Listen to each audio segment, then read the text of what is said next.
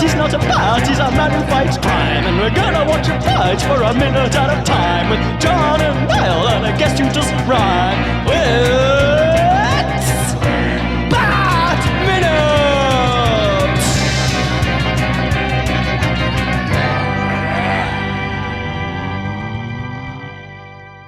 Attention, citizens of Gotham. Welcome to Bat Minute and Robin. We're here to kick the ice of Joel Schumacher's masterpiece, 1 minute at a time. I am one of your hosts, John Parker. And slipping, sliding into your ears and hopefully into your heart. It's me, Niall McGowan, all over again. Going from the ears to the heart is quite a journey. Yeah. I don't remember that episode of The Magic School Bus.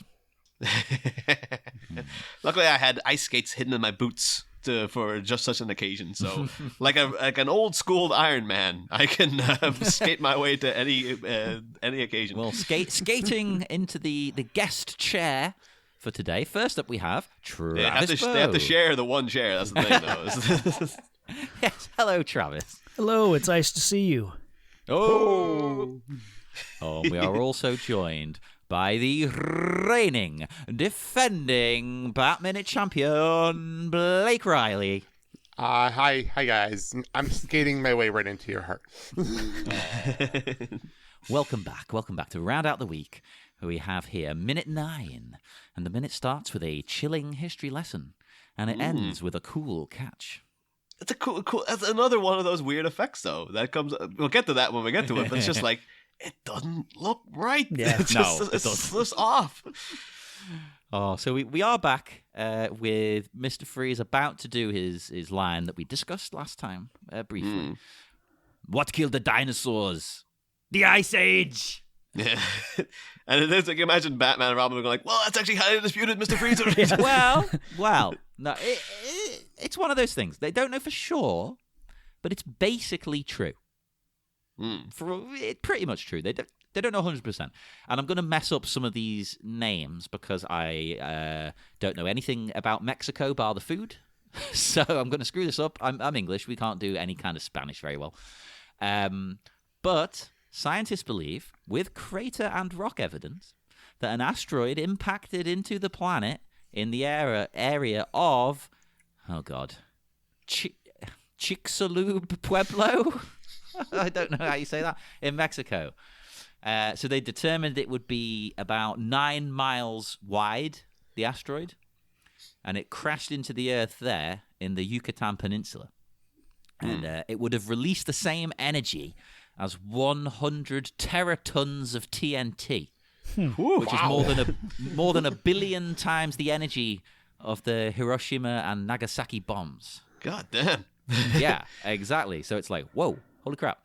And I've got lots of scientific information. I won't read all of it, but they've got a breakdown of what would have happened should something like that hit the planet.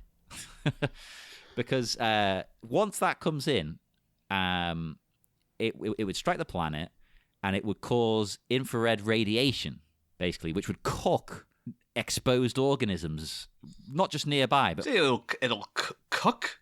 Like C-U-C-K? They would cook them. Yes. It would cook all of the dinosaurs. That's why they went extinct. What killed the dinosaurs? Cuckolding. But then cuckolding. But probably as well, that would cause massive fires. That's debated, but a lot of scientists do believe it would cause a giant firestorm. It would cause a nuclear winter. Soot would fly into the atmosphere and block the sun for up to a year. There would be zero sunlight for 1 year. Wow. Is what they think. So obviously that causes a lot of problems. Oh, and things would vaporize. Sulfuric acid would fly over. It's insane. It causes earthquakes and volcanoes to erupt. Acid rain, all kind. I've got all the details, but again, it would take forever to read them. The surface temperature of the sea would change completely, which obviously screws up all the life there for decades. So it's not even like 5 months or something. Yeah. And like 10 years, they reckoned it would take for all the aerosols that shot up to dissipate. It's crazy. It's, Wow. All the food chain would be destroyed, basically. So you can kind of see, not only is it very disruptive, but Mr. Freeze, he's clever. He knows what he's talking about. He knows all this. It's like that was originally all in the script. Yeah. He's like, let me tell you exactly what killed the dinosaurs. He did it 200 Terra Blossom. Blah, blah, blah. Now, a lot of stuff did survive, the initial sort of changes, but, it's a long-term thing. And dinosaurs were already kind of in decline for 50 million years. Like, It's like, they're old news. Well- So get out of here, granddad. Grand dino. and I notice that the casual listener, maybe like 50 million years, they've been on the down for ages. It's like, no. For the grand scheme of things, that the dinosaurs were around so long, 50 million years is nothing. Like that is a tiny speck. Like, you think humans have been around a while. We've been around, like, I don't know, like 1% of the time dinosaurs were. Like, that, they do debate, like, was the impact the sole cause? Probably not. But it was the turning point. Like, they're screwed. They are destroyed. And it causes an ice age. Because I looked it up thinking, I know about the asteroid and things, but did it cause an ice age? Allegedly, yes. By blocking out the sun. There you go. It's like a giant Mr. Burns himself. Basically, blocked out the sun. Yeah, Owls, they were deafened by owls and their incessant hooting.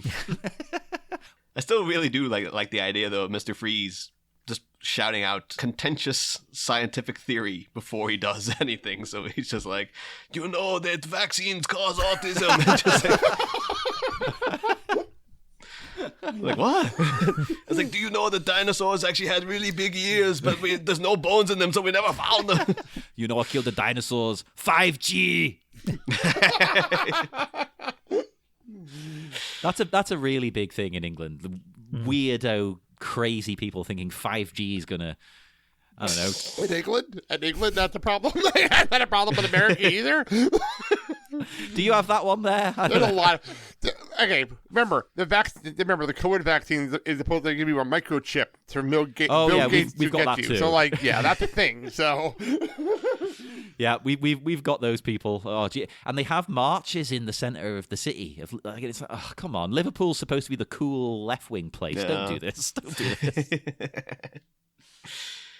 But that's the thing, though. So we have Arnie, then this guy, like, Mr. Freeze. I'm gonna keep calling him Arnie. Oh, by I'm just going to accident call him the whole- Arnie all movie. Don't worry.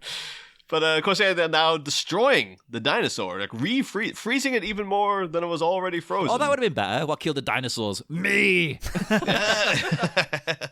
My new blockbuster coming next summer. Yeah. Is this a jab at the Jurassic Park franchise? Because I actually did note that myself, because like the big rival movie of summer '97 was The Lost World. So I was like, is this a little dish at the maybe like? yeah, I it's didn't like even think about that. it's like a month later that Jurassic Lost World came out. So that was a disappointing summer.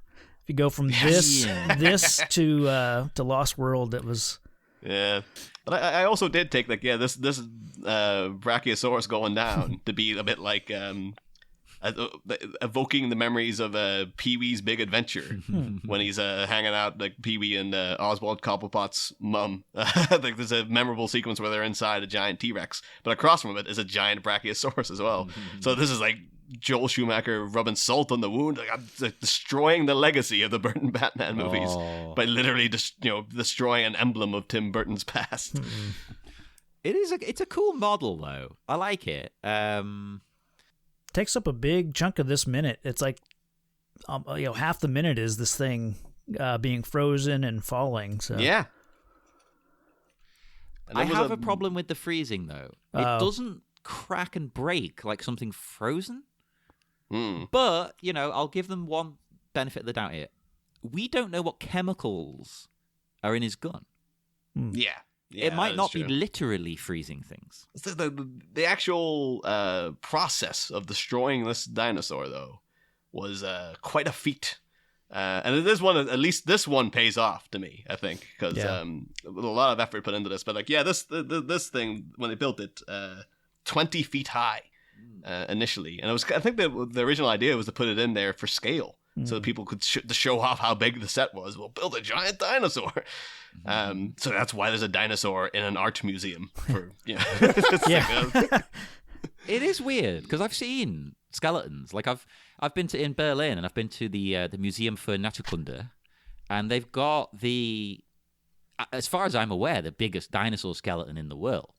They've got a Brachiosaurus skeleton in there. And that is, let me see, I've looked it up. It's 13.27 meters tall. Yeah, the tallest mounted dinosaur skeleton in the world. It's amazing. It's huge. They give you little binoculars so you can look at the head. But then this thing then, though, because they obviously had all the friggin' setup of getting the Flintstones slide down that we covered last week.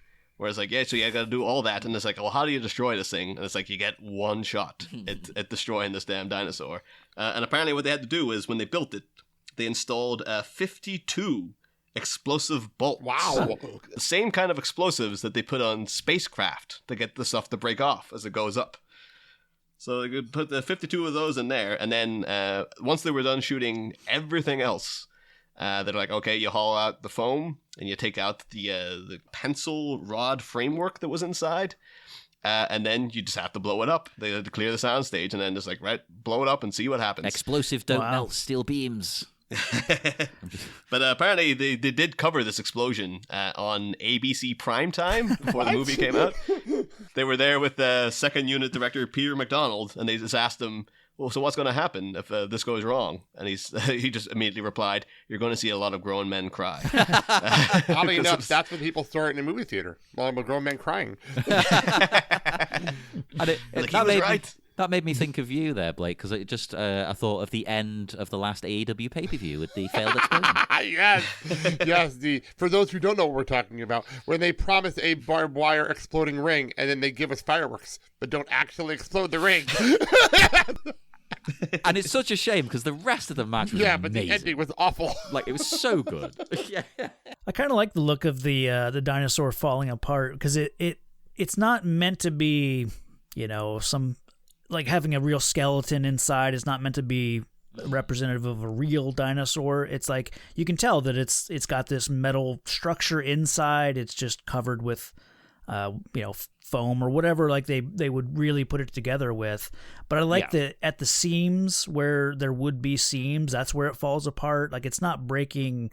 It's not shattering into a million pieces. It's just it's falling apart the way you would expect it to. And I like that it's just a real practical. This thing just falling apart, The way the real model in the museum would be constructed, The thing is, though, that's like that's sound logic. They're like, okay, so it falls apart like a giant model would, and then they add in the sound effect, as if it's an actual dinosaur. What is that? Why does it make it? I made that note. I was going to ask you, right? Is it just me who hears that? So it's not good. No, the hell? The only explanation I could come up with was.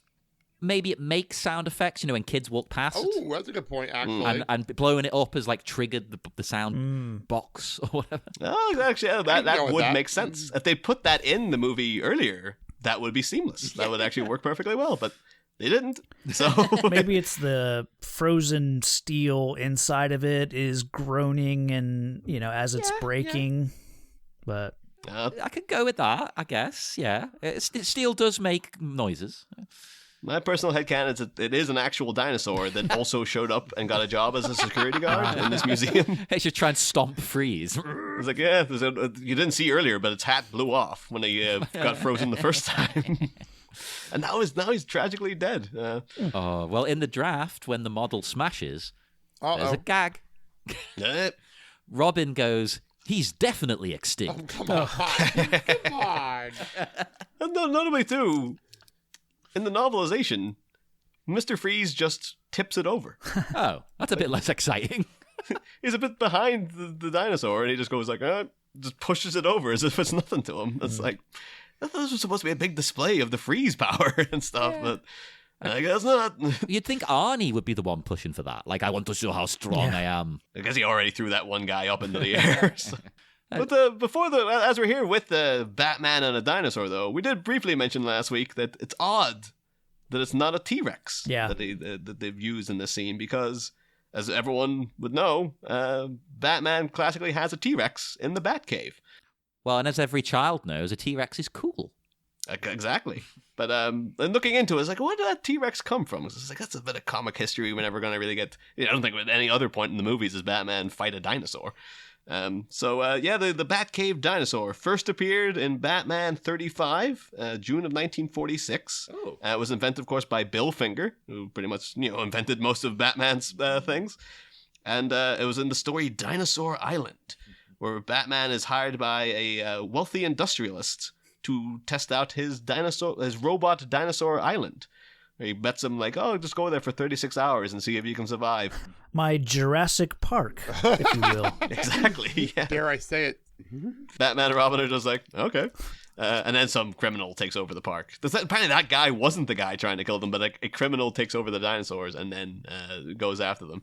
But then after that, Batman was gifted a T-Rex by that park owner. And showed up several times throughout the years for notable events. At one point, an actor gets amnesia as he was playing a caveman called Goth in some movie, accidentally finds the Batcave. In order to subdue him, Batman opens the trophy room where he sees the giant T-Rex, and because he's a caveman, and as we all know, cavemen and dinosaurs were around at the same time. Oh, yeah, of course. Yeah, science. He is promptly distracted and decides to attack the T-Rex. That T-Rex, though, was used much more recently to really great effect, I thought. And I know you guys read the Scott Snyder run of Batman from the New 52 there a couple of years back. They did great stuff with it. During the whole Endgame storyline, the Joker breaks into the Batcave and chops Alfred's hand off and stuff. Yeah. Steals the T-Rex and uses it as part of his big attack. He's on it like a parade float, a bit like 89 actually, going through the streets and stuff, terrorizing everyone during this big catastrophic event where the aftermath of that, friggin' everyone thinks Batman and the Joker are dead. And it turns out then in Super Heavy, which is the whole volume where Jim Gordon is actually Batman for a bit, because again they all think Batman is dead. Bruce Wayne actually has amnesia, and I'm usually a guy who hates amnesia storylines, but I didn't mind this one as much, because him and Julie Madison, who we'll be talking about quite a bit during this movie, running a center for young wayward youths, basically. And they're looking around the wreckage of the neighborhood, and they're just like, Christ almighty, look at the damage it's done and stuff. And what can we do to help? And Bruce ends up using that dinosaur, paints it like Barney the dinosaur, pink and green, and then uses it as a slide for the kids in a playground. Which I don't know if that's supposed to be a nod to Batman and Robin, but I'm going to accept that it is. It definitely is. Come on, everyone's inspired by this film. But then there's actually another really, really nice use of this dinosaur. And it speaks a lot to the character of Robin as well, in a way we'll probably end up talking about throughout the movie, which was in the Batman animated continuity, not the actual show. I think the dinosaur does show up during the show, in the background in the Batcave and stuff at various points, and in the episode Mean Seasons, they fight. Apparently, it was noted by the writers that the Batman and Batgirl fight a robot dinosaur, but not the robot dinosaur. But apparently, again, in actually a really nice little mini comic called "The Hidden Display" by Dan Slott, which is from Batman Adventures Volume 2, Issue 12. Dick Grayson has a flashback to when he was just starting out as Robin, and he's in a yellow cape and shorts and everything. And him and Batman take down this T-Rex, and Dick's is like, "Can we take it home?" And Batman's like, "No, you stupid! Of course I'm not taking it home." And then he's at this point Bruce is all like, "We're getting up first thing tomorrow. We're doing training and blah, blah, blah, blah." And Alfred takes him aside, and he's just like, this kid's just lost his parents and stuff, and he's used to the limelight of being a circus performer. He wants attention, and he wants people to acknowledge what is done. Aww. Because he used to get applause every night and stuff. So he can't do that publicly because everything has to be done in secret for Batman. But maybe he just wants to have something in the cave to remind him of that he's done things and stuff. Oh, that's cute. And then Batman wordlessly just puts up the T-Rex for him, and it's never acknowledges it. But then it becomes apparent throughout then that every trophy in the Batcave is actually there as Dick's trophy room to make him feel better. To make him be hey, look, And then at the end of the issue, it's all about Dick's become Nightwing, and it's him moving to Bloodhaven, and Alfred and Barbara and Tim Drake are seeing him off. And, of course, Bruce isn't there because he's out patrolling. And Dick's like, okay, I get it, whatever. And then as soon as he shows up in Bloodhaven, he opens up his new digs, and the dinosaur's there. Hey. And it's got a little note from Batman saying, this should start you off. And it's just like, oh, it's a really nice little story. So, yeah, so the legacy of that dinosaur in Batman lore has actually led to some very nice little touching moments and stuff. So It's adorable. Nice. But yeah, chances that's not this T-Rex. And this thing, it's done. Like, it's gone. Yeah. And then Freeze casually walks off again. Just like, I know, it's just all casual. Like, I didn't just destroy that dinosaur. Don't worry, we're good. He's in no hurry. He's like, I'll get away. It's fine. It's fine. Yeah, and that whole thing actually made Robin drop the diamond after all that. So Yeah. The hockey team get it back and then start batting it back and forth. No pun intended. Back and forth. For no real reason, because neither of the heroes are next to them at the moment. But, whatever. It looks cool. I wrote in my notes. Someone will laugh at this joke. I wrote in the notes. This has officially turned into a trap hockey game, where it's just my big giant game of keep away. That's what this has turned into. Basically, that's what it is. I call that '90s Devil's hockey. But then Robin, to get it back, he grabs. What do we call this pole that he grabs? It looks like a spear of this statue. Yeah. Because at one I'm end glad it you said does have the pointed spear end. Yes. We'll go with spear. I was hoping you were going to say that because that's what I've written, but I thought, am I wrong? But then, before he does his stupid thing, there's another stupid thing. So he grabs the spear, and the fake ice next to it just bloody wobbles all over the place. Oh, yeah. Atrociously so. It's the worst one yet. But then, to make it even worse, he uses it as a pole vault. Yeah. Which does fit his character. Okay. Yes. But the wire work is unbelievably bad. That's kind of going back to what I was talking about yesterday. Just the physics of making these stunts and some of this stuff happen. Again, I like the concept, but it looks really bad because it looks like he doesn't have enough momentum. Yeah. He skates, maybe a few strides, and then, he's not even positioned on this spear. Like, he's in the middle of the pole. Yeah. He wouldn't have enough leverage to launch himself the way they show him do, a second later, he flies across this room, and the way he flies and lands, you can see he's on a wire. They move him midair, like he's going backwards for some reason. I don't know why. He suddenly turned he does around. A spin. Yeah, but they do give us a great shot of Gotham's ass. Oh yeah, it's all about the booty. This movie. Oh yeah.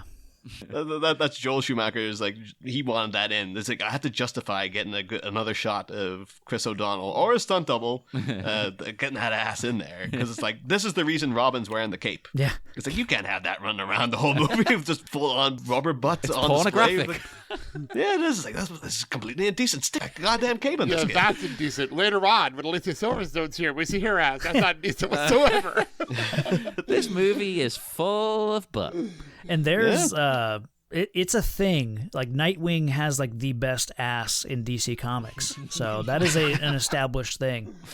Facts, people. But I do appreciate, though, you said Gotham's ass and not America's ass, because you can't top Chris Evans. You can't. Right. Yeah. That is Gotham's now we need ass. a butt off. Who's got the best? Chris Evans. I'm just going to say that right now. What was the poll last episode? Cop Suey or Copsicle? This episode, who has the better ass? Chris O'Donnell or Chris Evans? That would get more attention. That's the funny part. Especially after last season, where everybody said how Chris O'Donnell was handsome and Niall was confused by this. So, we didn't see his ass last movie. If I saw the ass, I'll be like, okay, I'll give him that. Would have swayed you. Like, oh, of course, yeah. This does feel very much like, Joel just wanted to throw it. Because him having the pole vault up there, it's inherently pointless. It's like, I guess he's going to get the diamond back, but then as soon as he gets up there, he's knocked over anyway. Yeah. It does feel like we wanted to throw in another little nifty stunt of him doing this. We had an idea that he does a pole vault, and then Joel's like, the cape should just happen to fall to the side. There's no harm in that. You know what he should have done, realistically, right? There should have been someone up there with the diamond. He pole vaults up, and as he's coming down, he lands a kick on them. Yeah. and they drop Yeah. the diamond. That'd be cool. Yeah, I think anything would make more sense Yeah. than it just he goes up, lands, and then gets knocked over. But then, of course, but you know what though? We're making fun of the wire work over there. But how ridiculous is that shot where they shoot the diamond to Mr. Freeze? Like, how ridiculous is that? God, yeah. Like, how? It doesn't make any sense at all. Ridiculous, but good ridiculous in my eyes. Like, that's the funny kind of stupid stuff I like. I think it goes to proving that these goons are hockey goons. Yes, that's like a hell of a there are shot. some hockey players that can do some precision shots like in net. They can get the puck in a tiny 4-inch like space. Like they can You know what? do some precision 2019 shots. 2019, my years were all mixed up. But the last All-Star game, whatever year that was, they did a new competition where they were shooting pucks from the top of like the arena into like these targets on the ice. It was a crazy event to watch, but watching these hockey players hit these targets from like the stands was absolutely impressive. Wow. Like, it was so Yeah. impressive to watch. That's They were insane. playing pretty much doing target practice for points on top of the think- arena. I think this is why I've never been good at sport. Like, because over here, of course, we play football, soccer. People can aim the ball, whereas when I play, I just kick it as hard as I possibly can and hope it goes where I'm wanting it to. Just, "Ah!" Actually, it's funny. I don't know how you aim it. My son plays soccer, and he has learned how to actually kick with an angle. And I did not know. I don't know how he does it, but it's impressive to watch him do it because him and his friends do it all the time. They can kick the ball to the angle they Like want. curl it and it's stuff. really entertaining. Oh. See, I get the concept. Like, to make it curl this way, you kick it with this part of your foot. It's like, okay, yeah. Doesn't mean I can do it, though. Yeah. This reminds me of there's an episode of Ted Lasso where it's all about an American football coach coming over to England to coach a soccer team, and there's a bit where like the flashy young like Wayne Rooney-esque cool young player, he's they brought in another guy who's even better than him, and he's kind of taking a thick and he's out like practicing shooting like balls into the net, and the other guy comes over and he's like, oh yeah, we'll have a little bit of practice together. And at one point the guy completely ballses up his shot and hits the top of the net, like the little metal bar before going in. The crossbar. And the other guy's like, "Oh, you meant to do that," and he just keeps doing it, hitting that bar over and over again deliberately. And it's just rubbing salt on the wound. The fact, like, I didn't mean to do that, but like, okay, yeah, you showed up. You hit that better than me as well. All right. I'll tell you what, though, when you're a kid and you kick it really hard and it hits the crossbar but bounces in, it looks and sounds cool. So you look amazing. Like, yeah, I meant that. Yeah. I'll say I hated all that stuff because I hated playing football. So I always went in goals during PE because you're like, oh, in theory, you don't have to do it. I got forced to because I was tall. But then every time something hits violently next to that crossbar, you're like, oh yeah, people are just shooting a projectile at you at intense speed. Yeah. It's very unpleasant. Well, it's not as bad as you probably have it over there with baseball, but here they make you play cricket at school, and that ball, if that thing hits you, oh my God, it's doing damage. Yeah. And it will hit you. But again, that diamond though, if the friggin' Freeze didn't catch that would be like him in a concussion. Like, that would be like a diamond hitting you at that speed. It's like that could actually kill the guy. That's a good point, But actually. it's a perfect catch. How much damage would that do? We need scientists to weigh in on this. There'll be something of that happened, and then like all the people just stop playing, and they're like, "Oh crap!" Takes his head off. Let's all just go home. It's like, do we still get paid? Yeah. by this guy? Or you hope the check cleared beforehand. Do they get paid, right? Because he's stealing the diamond, but he's not stealing it to sell it, is he? No. No. He uses it for like power. So what do they get out of this? Do they get to loot the rest of the place? I don't think there's a lot of benefits for the Freeze gang because No. as we see them later, it looks like they got a pretty rough go Yeah. for everything as well. So I don't know what they're in it this for. wouldn't surprise me if this were like the now defunct Red Penguins team all the way from Russia, where they're just like, you got nothing else going for you. This guy's like, Russia's cold. This guy's looking for a cold themed team. You're gonna have to be hired by Mr. Freeze. It's all like, if all you know is hockey and been a thug, that this is the guy for you. And Arnold has played a Russian before, as I mentioned last week on Red Heat, which is now the third time I've brought Red Heat up on this show. Ironically enough, Red Heat for talking about Mr. Freeze. Oh, yeah, good point. And his version of a Russian accent is largely an Austrian one. Went to that Sean Connery school of acting, where it's like, yeah, Irish, Scottish, Russian, whatever. It all sounds the same.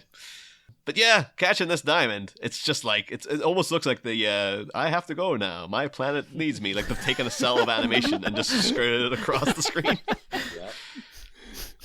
I do appreciate his, like it's quite a satisfying, like, fine. I didn't do any of the work, but I caught it. None of the work to get it. Yeah. And that's all that matters at the end of the day. There's such a wasted opportunity here when Robin takes this spear and right before he goes to pole vault, it's an overhead shot and two goons just, I don't know, either skate under the pole or jump over it. Can't tell. But like there's a missing shot here of Robin like using the pole to take out a bunch of goons before he pole vaults. Like, by the way, they are going under. I'm looking at it right now. They're going under the pole. I think it would have been cooler if he had smacked him with it. Yeah, like why doesn't he knock those guys out? The thing is that then that would date back to him using that mop in the last movie. Yeah. We know how good he is with a mop. And then it'll be like a Tim Drake reference too, because like, oh, this whole thing is the pole. Yeah, it's like that staff thing. Well, so it's like, yeah, 100%. They should have had him do something like maybe it's too big, snap it in two. And then they could have predated the Phantom Menace by having like a nifty little double-bladed sword kind of action going on. Only be a stick, I guess. But although we're at the end of this minute here, but one thing we're doing this season is because Batman and Robin is regarded as one of the worst films ever made. Asking guests what is the most like genuinely heinous, like not a so bad it's good, but like what is the absolute bottom rung worst movie you've ever seen? Oh, jeez. I can go first if you want, because the thing is with me is I don't seek out bad movies. That's just not a thing I do. That's my brother-in-law's thing. He does that. And I was trying to think of a movie that I didn't just see because I was watching Mystery Science Theater. So like, because most of my bad movies came from there. But then I'm like, I'm going to throw out something that came out last year during the pandemic that me and my wife watched. And it was a mini movie that we watched. And it was one of the worst pieces of shit I've ever seen in my life. And it was a Recipe for Seduction, that weird KFC movie with Mario Lopez. Oh, yeah. That was the worst garbage I've ever seen in my life. It was so terrible. I really want to watch it. It's only like 20 minutes, but it's a mini movie, but it's so bad. Like, it's so over the top bad that at the end of the year on the Blake and Sal show, we do the end of the year stuff. We're like, what's the worst movie? And me and my wife will look at each other like, it's got to be Recipe of Seduction, right? Like, it has to be the worst thing we've seen all year. No contest. That felt more like a poster. It's like, we made this poster, and then they're like, oh, we actually made a movie too. It's like, you made a movie of that? Why? Travis, do you have anything to throw in the docket? Yeah, the one movie that came to mind when I saw that question, it's the one movie I would say I hate more than anything, is 8mm, the Nicolas Cage movie about snuff films. You know who made that straight after this movie? Joel Schumacher. I know. It's a movie that when I saw it, I was just disgusted. And I think because of probably how visceral they try to make the movie, it just really turned me off. And that's one movie I just know I hate, and I've never revisited it. It turned my stomach watching it the first time, and I was probably too young to watch it when I did, because I watched it as soon as it came to video, I guess. Like, I get your hate for it because it's very unpleasant, and I know it's supposed to be, but that doesn't mean it's a good watch. Yeah. I think it's very much in that aftermath of 7. It's just trying to go for like, 7 was really grimy and dirty and horrible. And it's like, we can do that. Yeah, but this is like, this is just that amped up. Which is kind of weird though, because that seems to be what Matt Reeves is doing with his version of Batman. Now it's like, it's Batman via 7. And so it's like opening scene of the friggin' trailer is a dead body with his head wrapped in duct tape. It's like, ooh, that's a bit extreme. So I'm hoping, fingers crossed, he pulls it off better than Joel Schumacher did. Because, like, yeah, 8mm is not pleasant at all. It's sort of like, it's edgy for the sake of being edgy, and it's just sort of like, yeah, it's not a fun time by any means. I mean, neither is 7, but 7 is good in many other respects. Have we mentioned ours, or have we just talked about that off mic? No, I think we just talked about that off mic. I'm wanting to see now, like, if we get any repeats, actually, because last one we had, Gaz, last week was the Highlander 2, The Quickening. So now we got Recipe for the Seduction and 8mm. Like, all right, let's see. Yeah, I should make a list. Yeah, so we had cover some of this stuff for the Patreon as Definitely. well. Just like, all right. I can send you Recipe for Seduction right now. I found it on YouTube. I can send it to you right now. Now mine, I'm going to say it because screw it. If I haven't, if I have, just edit this out now. I legitimately think the worst movie I've ever sat through that's not just like, you know, like worst big movie, let's say, not like Birdemic or whatever, is The Predator. Oh, jeez. As in the new one. Remember us in the cinema, Niall? I literally had my head in my hands 4 times, 5 times. I couldn't believe it. It's an absolute horror show that I don't think I could ever even hate watch unless I'd had a lot of beers. I think I feel that way about the Transformers 4, maybe the Mark Wahlberg one. The Age of Extinction. That was a movie we saw in theater, and I could not wait for it to be over. I'll throw one out there. The Godzilla movie that came out with the Matthew Broderick. That was terrible. Yeah. And I saw that in theater, and I had hatred going into that movie as it is because I love going to New York, and the advertisement around New York for that movie was so annoying. Like, it was everywhere. Like, you get off the subway and there's a giant eye following you because it's all on the wall. It was such a ridiculous advertisement for that movie that I hated it going in. And I'm like, once they started blowing up the garden and like there's random like eggs of Godzilla's places, I'm like, what is this crap? Like, what is this? It was really big here as well because Jamiroquai did the song. Yeah. Oh, yeah. And Jamiroquai at the time. I was young enough to love that movie when it came out. I saw that movie so many times in theater. So I think I was jaded at that point too. I remember in the cinema, I'm like, oh my god, you know, during the whole bit with like the mini Godzillas, where you're like, so you're going for Jurassic Park, right? This is just well, it was 96, so it's like a year before this, or 98? Was it 96, 98? I think it's 98. I think it's 98. Yeah. 98. Okay, yeah. See, I had a good. Think about it. That time, this is like, well, the big blockbuster '97 was like what? Men in Black. That was the one that got you through everything. I just looked it up, and the top movies of '97 were Titanic, Lost World, and Men in Black. See, I loved all of them. I bought all of them on VHS and everything. I love Men in Black. I love Men in Black. It was a good few years for me as a non-jaded child. Yeah. I think though my worst movie. The thing is though I haven't seen it in a long, long time, so I wonder if I might have some appreciation for it now. But again, it's a '97 movie, Spawn. Like I remember thinking a loud, noisy, grimy-looking, headache-inducing mess. That's Spawn in a nutshell, though, isn't it? Like the character. Yeah, it was a drastically unpleasant film. And I hated it when I was a kid. And I hated it then. I saw it a couple of years later. I was like, nah, it's still just awful. But I do kind of wonder now, where I'll be like, maybe if I gave it a go these days. Well, there you go. We'll cover it on the Patreon. Yeah, that's one. Oh, please, if you cover it on Patreon, let me join you for that, because that's one that I watched a ton of times in theater. I loved it. It still has oh my god! Yeah, I still have a soft spot for that movie. I actually just bought it on iTunes the other day because it was $4.99. Wow! And Holy only moly. because I know we'll be covering it on my show in a couple of years, so I thought, no, why not? Just it's cheap. I'll go ahead and buy it now. Has anyone claimed it on the list? Because maybe we do it there. It's like, the odd time someone coming on to be like, I'm here to rip the shit out of this. It's got to be done with all of us, right? Because we've got one hater, we've got one lover, and then there's me. I've never seen it. Ooh. Yeah. So I'd be the outlier. And Blake's just there cheering on everyone, hoping everyone has a good time. I'll listen. I'll listen from home. I don't think I'm on the list for your topic here. You got to get in touch with me, Travis. Yeah. I'm going to get on the list for that at your show.